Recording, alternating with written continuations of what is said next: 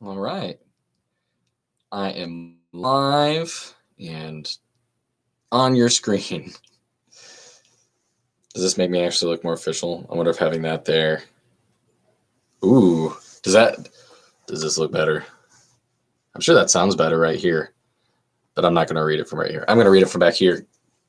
Cool. We're on St. Augustine's Confessions, Book 4.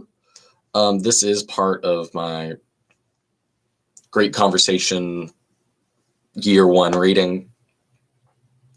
I actually can't remember what comes after St. Augustine's books, but I've got 3 books left. This is book 4. Then I'll have 5 and 6 out of the Confessions, and then I'll be moving on. Thank goodness. This series right here has been very tough to read, so I'm going to read the summary here at the start, so that way, in case you just want to watch this much and then head on to the next video, fine. All right, here's the summary. Book 4.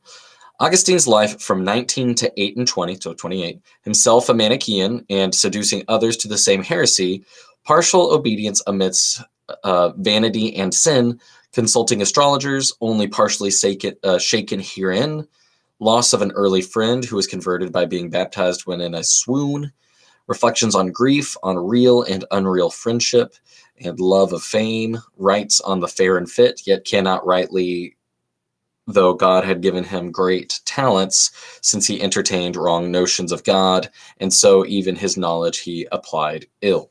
All right, here's the start. For this space of 9 years, and then from my 19th year to my 8 and 20th, we live seduced and seducing, deceived and deceiving in divers lusts, openly by sciences which they call liberal, secretly with a false named religion, here proud, there superstitious, everywhere vain, here hunting after the emptiness of popular praise, down even to theatrical applauses and poetic prizes, and strifes for grassy garlands, and the follies of shows, and the intemperance of desires. They are desiring to be cleansed from these defilements by carrying food to those who were called elect and holy, out of which in the workhouse of their stomachs they should forge for us angels and gods, by whom we might be cleansed. These things I did follow and practice with my friends, deceived by me and with me. Let the arrogant mock me, and such as have not been, to their soul's health, stricken and cast down by thee, O my God, but I would still confess to thee mine own shame in thy praise. Suffer me, I beseech thee, and give me grace to go over in my present remembrance the wanderings of my forepast time, and to, quote, offer unto thee the sacrifice of thanksgiving, end quote. For what I am to myself without thee, but a guide to mine own downfall. Or what am I even at the best, but an infant sucking the milk thou givest, and feeding upon thee the food that perisheth not? But what sort of man is any man, seeking he is but a man? Let now the strong and the mighty laugh at us, but let us poorly and needy confess unto thee. In those years I taught rhetoric and overcome by cupidity, made sale of loquacity to overcome by. Yet I preferred, Lord, thou knowest, honest scholars, as they are accounted, and these I without artifice taught artifices, not to be practiced against the life of the guiltless, though sometimes for the life of the guilty. And thou, O God, from afar perceivest me stumbling in that slippery course, and amid much smoke sending out some sparks of faithfulness, which I shewed in that my guidance of such as loved vanity, and sought after leasing myself their companion. In those years I had one, not in that which is called lawful marriage, but whom I had found in the wayward passion, void of understanding, yet but one remaining faithful even to her, in whom I, in my own case, experienced what difference there is betwixt the self-restraint of the marriage covenant for the sake of issue, and the bargain of a lustful love, where children are born against their parents' will, although once born they constrain love. I remember also that when I had settled to enter the lists for a theatrical prize, some wizard asked me what I would give him to win, but I, detesting and abhorring such foul mysteries, answered, though the garland were of imperishable gold, I would not suffer a fly to be killed to gain me it. For he was to kill some living creatures in his sacrifices, but by those honors to invite the devils to favor me. But this ill also I rejected, not out of pure love for thee, O God of my heart, for I knew not how to love thee, who knew not how to conceive aught beyond a material brightness. And Doth not a soul, sighing after such fictions, commit fornication against thee, trust in things unreal, and feed the wind? Still, I would not forsooth have sacrifices offered to devils for me, to whom I was sacrificing myself by that superstition. For what else is it to feed the wind but to feed them, that is, by going astray to become their pleasure and derision? Those impostors, then, whom they style mathematicians, I consulted without scruple, because they seemed to use no sacrifice, nor to pray to any spirit for their divinations, which art, however, Christian and true piety consistently rejects and condemns. For it is a good thing to confess unto thee, and to say, Have mercy upon me, heal my soul, for I have sinned against thee, and not to abuse thy mercy for a license to sin, but to remember the Lord's words, quote, Behold, thou art made whole, sin no more, lest a worse thing come unto thee, end quote. All which wholesome advice they labor to destroy, saying, quote, The cause of thy sin is inevitably determined in heaven, and this did Venus or Saturn or Mars. That man, forsooth, flesh and blood and proud corruption might be blameless, while the creator and ordainer of heaven and the stars is to bear the blame. And who is he but our God, the very sweetness and wellspring of righteousness, who renderest to every man according to his works, and a broken and contrite heart wilt thou not despise? There was in those days a wise man, very skillful in physique, and renowned therein, who had his own preconsular hand put the agonistic garland upon my distempered head, but not as a physician. For this disease thou only curest, who resist the proud, and givest grace to the humble. But didst thou fail me even by that old man, or forbear to heal my soul? For having become more acquainted with him, and hanging assiduously and fixedly on his speech, for though in simple terms it was vivid, lively, and earnest, when he had gathered by my discourse that I was given to the books of nativity casters,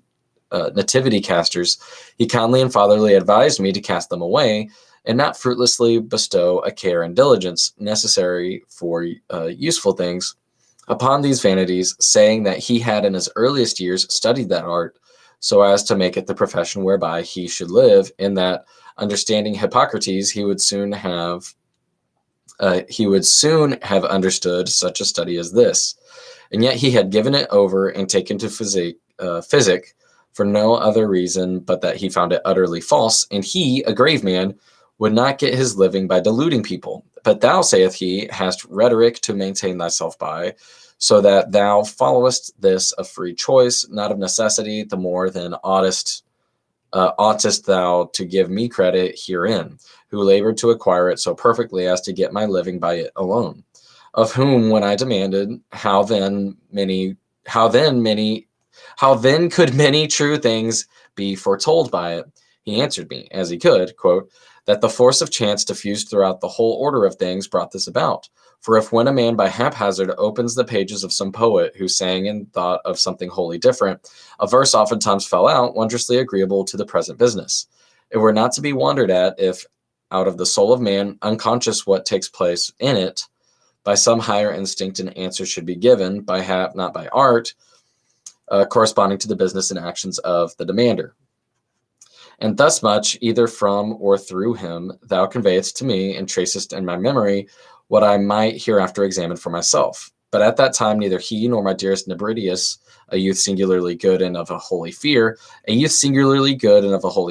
who derided the whole body of divination, could persuade me to cast it aside. The authority of the authors swaying me yet more, and as yet I had found no certain proof, such as I sought, whereby it might without all doubt appear that what had been truly foretold by those consulted was the result of haphazard, not the art of the stargazers. In those years when I first began to teach rhetoric in my native town, I had made one my friend, but too dear to me from a community of pursuits of mine own age, and as myself in the first opening flower of youth. He had grown up a child with me, and we had been both schoolfellows and playfellows. But he was not yet my friend as afterwards, nor even then as true friendship is, for true it cannot be, unless in such thou cementest together, cleaving unto thee by that love which is shed abroad in our hearts by the Holy Ghost, which is given unto us. Yet was it but too sweet, rapid by the warmth of kindred studies, for from the true faith which he as a youth had not soundly and thoroughly imbibed, I had warped him also to those superstitious and pernicious fables for which my mother bewailed me. With me he now erred in mind, or could his soul be without But behold, thou wert close steps of thy fugitives, at once God of vengeance and fountain of mercies, turned us to thyself by wonderful means. Thou tookest thy man out of this life when he had scarce filled up one whole year of my friendship, sweet to me above all sweetness of that my life. Who can recount all thy praises which he hath felt in this oneself? What didst thou then, my God, and how unsearchable is the abyss of thy judgments? For long, sore sick of a fever, he lay senseless in a death sweat, and his recovery being despaired of, he was baptized unknowing, myself meanwhile little regarding, and presuming that his soul would retain rather what it had received of me, but what was wrought on his unconscious body. But it proved far otherwise, for he was refreshed and restored. Forthwith, as soon as I could speak with him, and I could, so soon as he was able, for I never left him, and we hung but too much upon each other. I essayed to jest with him, as though he would jest with me at that baptism which he had received when utterly absent in mind and feeling, but had now understood that he had received. But he so shrunk from me as from an enemy, and with a wonderful and sudden freedom bade me, as I would continue his friend, forbear such language to him. I, all astonished and amazed, suppressed all my emotions till he should grow well, and his health were strong enough for me to deal with him as I would. But he was taken away from my frenzy, that with thee he might be preserved for my comfort. A few days after, in my absence, he was attacked again by the fever, and so departed. At this grief my heart was utterly darkened, and whatever I beheld was death. My native country was a torment to me, and my father's house a strange unhappiness. And whatever I had shared with him, wanting him, became a distracting torture. Mine eyes sought him everywhere, but he was not granted them, and I hated all places for that they had not him. They had not him. Nor could they now tell me he is coming, as when he was alive and absent. I became a great riddle to myself, and I asked my soul why she was so sad, and why she disquieted me sorely.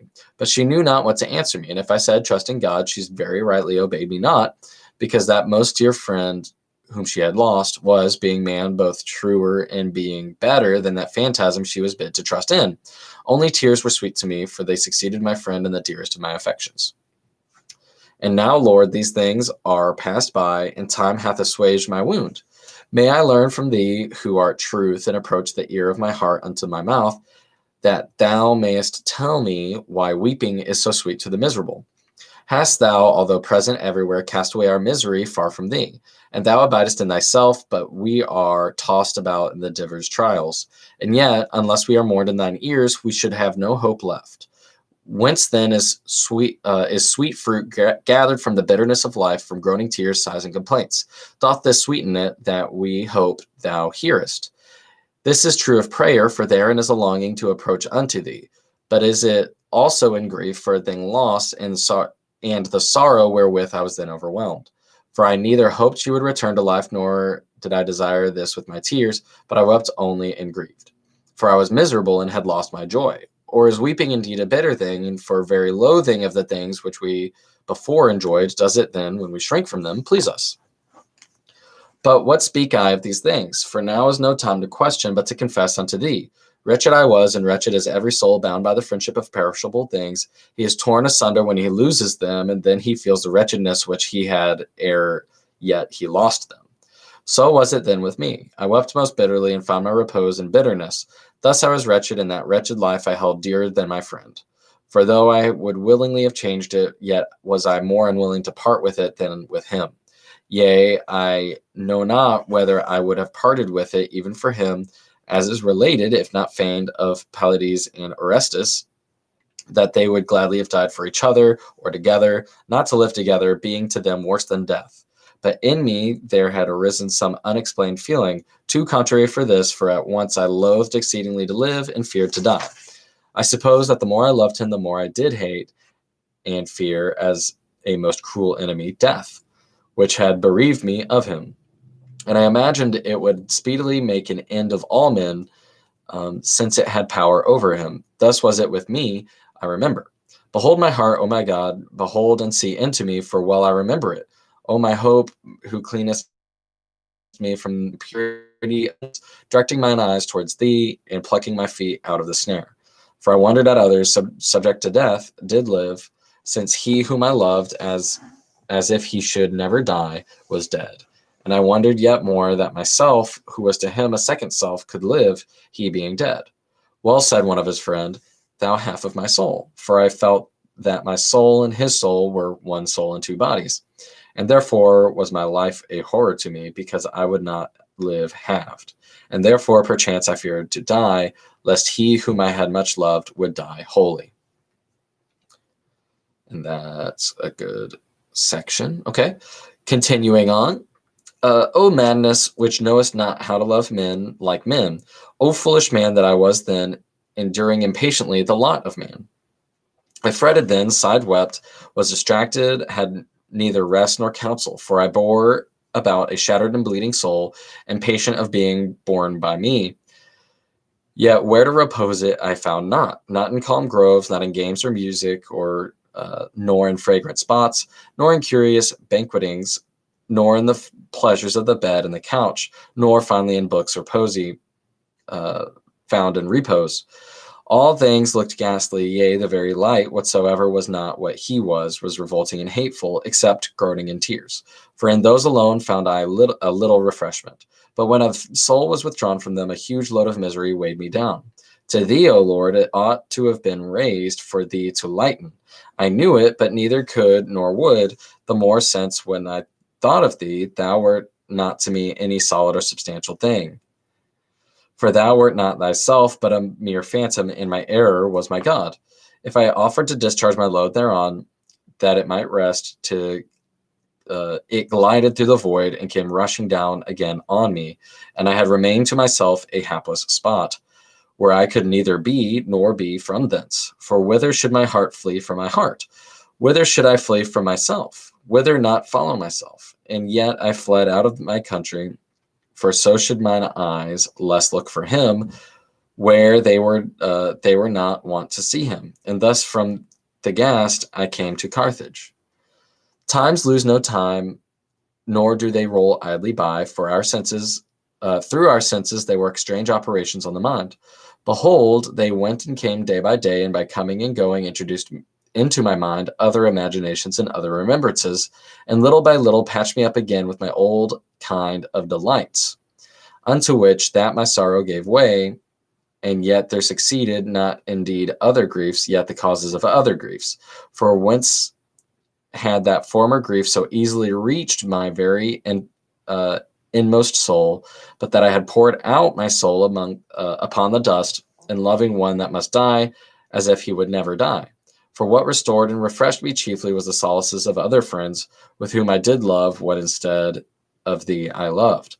And this was a great fable and protracted lie, by whose adulterous stimulus our soul, which lay itching in our ears, was being defiled. But that fable would not die to me, so oft as any of my friends died. There were other things which in them did more take my mind, to talk and jest together, to do kind offices by turns, to read together honeyed books, to play the fool or be earnest together, to dissent at times without discontent, as a man might with his own self, and even with seldomness of these dissentings, to season our more frequent consentings, sometimes to teach and sometimes learn, long for the absent with impatience, and welcome the coming with joy. These and the like expressions, proceeding out of the hearts of those that loved and were loved again, by the countenance, the tongue, the eyes, and 1,000 playing gestures, were so much fuel to melt our souls together, and out of many make but one. This is it that is loved in friends, and so loved that a man's conscience condemns itself if he love not him that loves him again, or love not again him that loves him, looking for nothing from his person but indications of his love. Hence that mourning if one die, and darkenings of sorrows, that steeping of the heart in tears, all sweetness turned into bitterness, and upon the loss of life of the dying, the death of the living. Blessed whoso loveth thee, and his friend in thee, and his enemies for thee, for he alone loses none dear to him, to whom all are dear in him who cannot be lost. And who is this but our God, the God that made the heaven and the earth, and filleth them, because by filling them he created them. He loseth who leaveth, and who leaveth thee, whither goeth or whither fleeth he, but from thee well pleased to thee displeased. For where doth he not find thy law in his own punishment? And thy law is truth, and truth thou. Turn us, O God of hosts, show us thy countenance, and we shall be whole. For whithersoever the soul of man turns itself, unless towards thee, it is riveted upon sorrows. Yea, though it is riveted on things beautiful, and yet they out of thee and out of the soul were not, unless they were from thee. They rise and set, and by rising they begin as it were to be. They grow that they may be perfected, and perfected they wax old and wither. And all grow not old, but all wither. So then, when they rise and tend to be, the more quickly they grow that they may be, so much the more they haste not to be. This is the law of them. Thus much hast thou allotted them, because they are portions of things which exist not all at once, but by passing away and succeeding, they together complete that universe whereof they are portions. And even thus is our speech completed by signs giving forth a sound, but this again is not perfected unless one word pass away when it hath sounded its part, that another may succeed. Out of all these things let my soul praise thee, O God, creator of all. Yet let not my soul be riveted unto these things with the glue of love, through the senses of the body, for they go whither they were to go, that they might not be, and they rend her with pestilent longings, because she longs to be, yet loves to repose in what she loves. But in these things is no place of repose, they abide not, they flee, and who can follow them with the senses of the flesh? Yea, who can grasp them when they are hard by? For the sense of the flesh is slow, because it is the sense of flesh, and thereby it is bounded. Thereby is it bounded. It sufficeth for that it was made for, but it sufficeth not to stay things running their course from their appointed starting place to the end appointed. For in thy word by which they are created, they hear their decree, hence and hitherto. Be not foolish, O my soul, nor become deaf in their ear of thine heart with the tumult of thy folly. Hearken thou to the word itself calleth thee to return, and there is the place of rest imperturbable, where love is not forsaken, if itself forsaketh not. Behold, these things pass away, that others may replace them, and so this lower universe be completed by all his parts. But do I depart any whither, saith the word of God? There fix thy dwelling, trust there whatsoever thou hast thence, O my soul. At least now thou art tired out with vanities. And trust truth whatsoever thou hast from the truth, and thou shalt lose nothing, and thy decay shall bloom again. And all thy diseases be healed, and thy mortal parts be reformed and renewed, and bound around thee, nor shall they lay thee whither themselves descend, but they shall stand fast with thee, and abide forever before God, who abideth and standeth fast forever. But then be perverted and follow thy flesh. Why then be perverted and follow thy flesh? Be it converted and follow thee, whatever by her thou hast sense of is in part, and the ever by her thou hast sense of is in part, and the whole whereof these are parts thou knowest not, and yet they delight thee.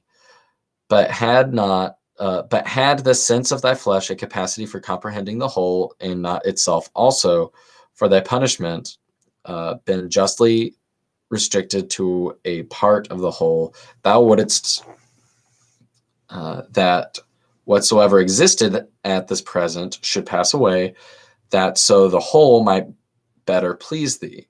For what we speak also by the same sense of the flesh thou hearest, yet wouldst not thou have the syllable stay, but fly away, that others may come and thou hear the whole.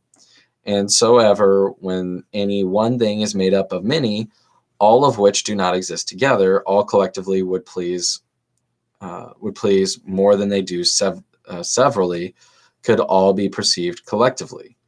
But far better than these is he who made all, and he is our God, nor doth he pass away, for neither doth aught succeed him. If bodies please thee, praise God on occasion of them, and turn back thy love upon their Maker, lest in these things which please thee thou displease. If souls please thee, be they loved in God, for they too are mutable, but in him are they firmly established. Else would they pass and pass away.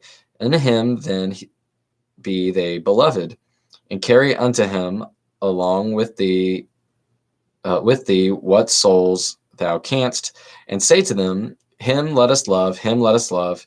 He made these, nor is he far off. For he did not make them and so depart, but they are of him and in him. See, there he is, where truth is loved. He is within the very heart, yet hath the heart strayed from him. Go back into your heart, ye transgressors, and cleave fast to him that made you. Stand with him, and ye shall stand fast. Rest in him, and ye shall be at rest. Whither go ye in rough ways? Whither go ye? The good that you love is from him, but it is good and pleasant through reference to him, and justly shall it be embittered, because unjustly is anything loved which is from him, if he be forsaken for it. To what end then would ye still walk these difficult and toilsome ways? There is no rest where ye seek it. Seek what ye seek, but it is not there where ye seek. Ye seek a blessed life in the land of death. It is not there, for how should there be a blessed life where life itself is not? Goodness. But our true life came down hither, and bore our death, and slew him out of abundance of his own life. And he thundered, calling aloud to us to return hence to him into that secret place whence he came forth to us. First into the virgin's womb, wherein he espoused the human creation, our mortal flesh, that it might not be forever mortal, and thence like a bridegroom coming out of his chamber, rejoicing as a giant, to run his course. For he lingered not, but ran, calling aloud by words, deeds, death, life, descent, ascension, crying aloud to us in return unto him. And he departed from our eyes, that we might return into our heart, and there find him. For he departed, and lo, he is there. He would not be long with us, you yet left us not. For he departed thither, whence he never parted, because the world was made by him. And in this world he was, and into this world he came to save sinners, unto whom my soul confesseth, and he healeth, for it hath sinned against him. O ye sons of men, how long so slow of heart? Even now, after the descent of life to you, will ye not ascend and live? But whither ascend ye when ye are on high, and set your mouth against the heavens? Descend, that ye may ascend and ascend to God, for ye have fallen, and, quote, ascending against him. Tell them this, that they may weep in the valley of tears, and so carry them up with thee unto God, because out of his spirit thou speakest thus unto them, if thou speakest burning with the fire of charity. These things I then knew not, and I loved these lower beauties, and I was sinking to the very depths. And to my friends I said, do we love anything but the beautiful? What then is the beautiful? And what is beauty? What is it that attracts and wins us to the things we love? For unless there were in them a grace and beauty, they could by no means draw us unto them. And I marked and perceived that in bodies themselves there was a beauty from their forming a sort of whole, and again another from apt and mutual correspondence, as of a part of the body with its whole, or a shoe with a foot, and the like. And this consideration sprang up in my mind out of my inmost heart, and I wrote, quote, on the fair and fit, I think 2 or 3 books. Thou knowest, O Lord, for it is gone from me, for I have them not, but they are strayed from me, I know not how. But what moved me, O Lord my God, to dedicate these books unto Hierius, an orator of Rome, whom I knew not by face, but loved for the fame of his learning, which was eminent in him, and some words of his I had heard, which pleased me. But more did he please me, for that he pleased others, who highly extolled him, amazed that out of a Syrian, first instructed in Greek eloquence, should afterwards be formed a wonderful Latin orator, and one most learned in things pertaining unto philosophy.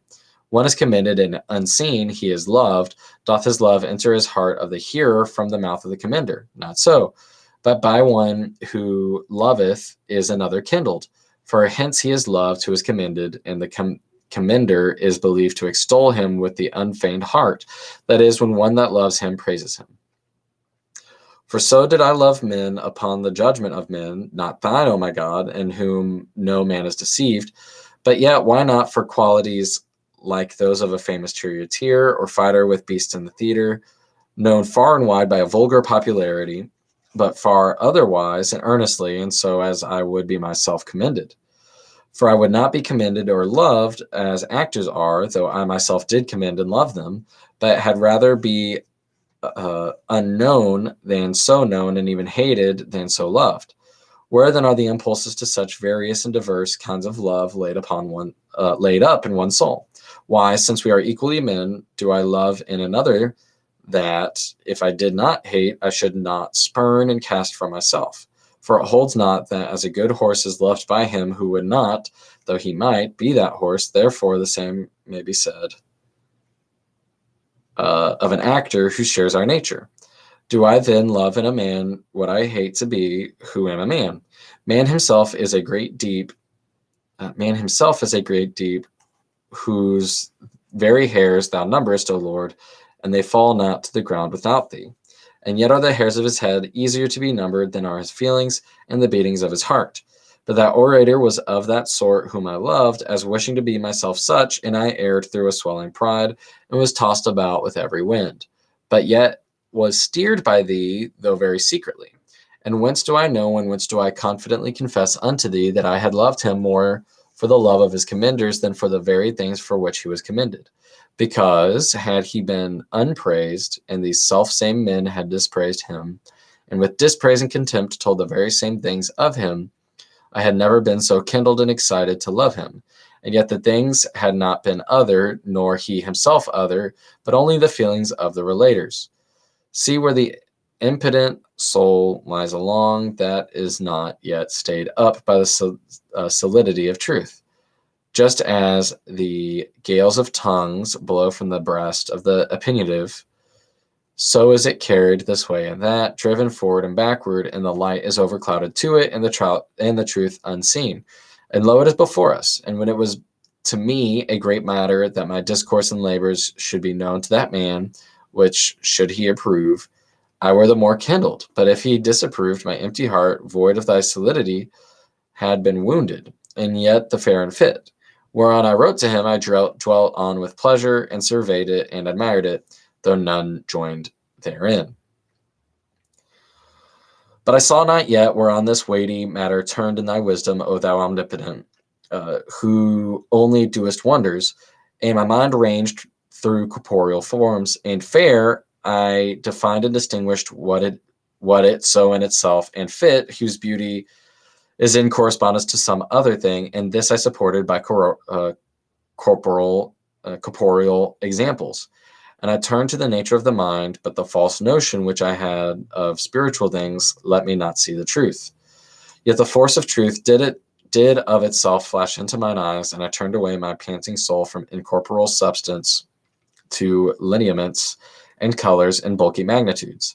And not being able to see these in the mind, I thought I could not see my mind. And whereas in virtue I loved peace, and in viciousness I abhorred discord, in the first I observed in unity, but in the other a sort of division. And in that unity I conceived the rational soul and the nature of truth and of the chief good to consist, but in this division I miserably imagined there to be some unknown substance of irrational life and the nature of the chief evil, which should not only be a substance, but real life also, and yet not derived from thee, O my God, of whom are all things. And yet that first I called a monad, as it had been a soul without sex, but the latter a duad, anger and deeds of violence, and in flagitiousness lust, not knowing whereof I spake. For I had not known or learned that neither was evil a substance, nor our soul that chief and unchangeable good. For as deeds of violence arise, if that emotion of the soul be corrupted, whence vehement action springs, stirring itself insolently and unrulily, and lusts when that affection of the soul is ungoverned, whereby carnal pleasures are drunken, so do errors and false opinions defile the conversation. If the reasonable soul itself be corrupted, as it was then in me, who know not that it must be enlightened by another light, that it may be partaker of truth, seeing itself is not that nature of truth. For thou shalt light my candle, O Lord, thou shalt enlighten my darkness. And of thy fullness we have all received, for thou art the true light that lighteth every man that cometh into the world. For in thee there is no variableness, neither shadow of change. But I pressed towards thee and was thrust from thee, that I might taste of death, for thou resistest the proud. But what prouder than for me, with a strange madness, to maintain myself to be that by nature which thou art? For whereas I was subject to change, and so much manifest to me my very desire to become wise, being the wish of worse to become better, yet chose I rather to imagine thee subject to change than myself not to be that which thou art. Therefore I was repelled by thee, and thou resistedst my vain stiff-neckedness. And I imagined corporal forms in myself flesh. I accused flesh and a wind that passeth away. I returned not to thee, but I passed on and on to things which have no being, neither in thee, nor in me, nor in the body. Neither were they created for me by thy truth, but by my vanity devised out of things corporal. And I was wont to ask thy faithful little ones and my fellow citizens, from whom, unknown to myself, I stood exiled. I was wont, prating and foolishly, to ask them, why then doth the soul err which God created? But I would not be asked, quote, why then doth God err? And I maintained that thy unchangeable substance did err upon constraint, rather than confess that my changeable substance had gone astray voluntarily, and now in punishment lay in error. I was then some 6 or 7 and 20 years old when I wrote those volumes, revolving within me corporal fictions, buzzing in the ears of my heart, which I turned, O sweet truth, to thy inward melody, meditating on the quote fair and fit, and longing to stand and hearken to thee, and to rejoice greatly at the bridegroom's voice, but could not. For by the voices of mine own errors I was hurried abroad, and through the weight of my own pride I was sinking into the lowest pit. For thou didst not, quote, make me to hear joy and gladness, nor did the bones exult, which were not yet humbled. And what did it profit me that scarce 20 years old a book of Aristotle, which they call the 10 Predicaments, falling into my hands, on whose very name I hung, as on something great and divine, so often as my rhetoric master of Carthage and others accounted learned, mouthed it with cheeks bursting with pride. I read and understood it unaided. And on my conferring with others who said that they scarcely understood it with very able tutors, not only orally explained it, but drawing many things in sand, they could tell me no more of it than I had learned reading it by myself. And the book appeared to me to speak very clearly of substances such as man, and of their qualities, and the figure of man, of what sort it is, in stature, and how many feet high, and his relationship, whose brother is he, or where placed, and when born, and whether he stands or sits, be shot or armed, or does or suffers anything, and all the innumerable things which might be arranged under these 9 predicaments, of which I had given some specimens, or under that chief predicament of substance. What did all this further me, seeing it even hindered me, when imagining whatever was comprehended under those 10 predicaments, I essayed in such wise to understand, O my God, thy wonderful and unchangeable unity also, as if thou hadst been subjected to thine own greatness or beauty. So that, parentheses, as in bodies, in parentheses, they should exist in thee as their subject. Whereas thou thyself art thy greatness and beauty, but a body is not great or fair in that it is a body, seeing that, though it were less great or fair, should notwithstanding be a body. But it was a falsehood which of thee I conceived, not truth, fictions of my misery, not the realities of thy blessedness. For thou hadst commanded, and it was done in me, that that the earth should bring forth briars and thorns to me, and that in the sweat of my brows I should eat my bread. And what did it profit me that all the books I could procure of the so-called liberal arts, I, the vile slave of vile affections, read by myself and understood? And I delighted in them, but knew not whence came all therein was true or certain. For I had my back to the light, and my face to the things enlightened. Whence my face with which I discerned the things enlightened, itself was not enlightened. Whatever was written, either in rhetoric, logic, geometry, music, or arithmetic, by myself without much difficulty or any instructor, I understood. Thou knowest, O Lord my God, because both quickness and understanding and acuteness and discerning is thy gift. Yet did I not thence sacrifice to thee, so then it served not to my use, but rather to my perdition, since I went about to get so good a portion of my substance into my own keeping, and I kept not my strength for thee, but wandered from thee into a far country to spend it upon harlotries.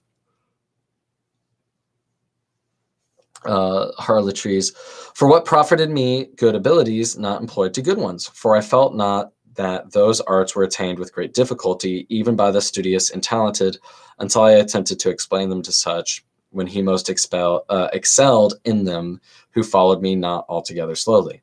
But what did this further me, imagining that thou, O Lord God, the truth, wert a vast and bright body, and I a fragment of that body?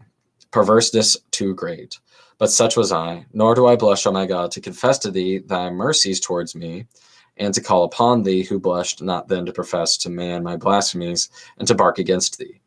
What profited me then my nimble wit in those sciences and all those naughty volumes, unraveled by me without aid from human instruction, seeing I erred so foully and with such sacrilegious shamefulness in the doctrine of piety?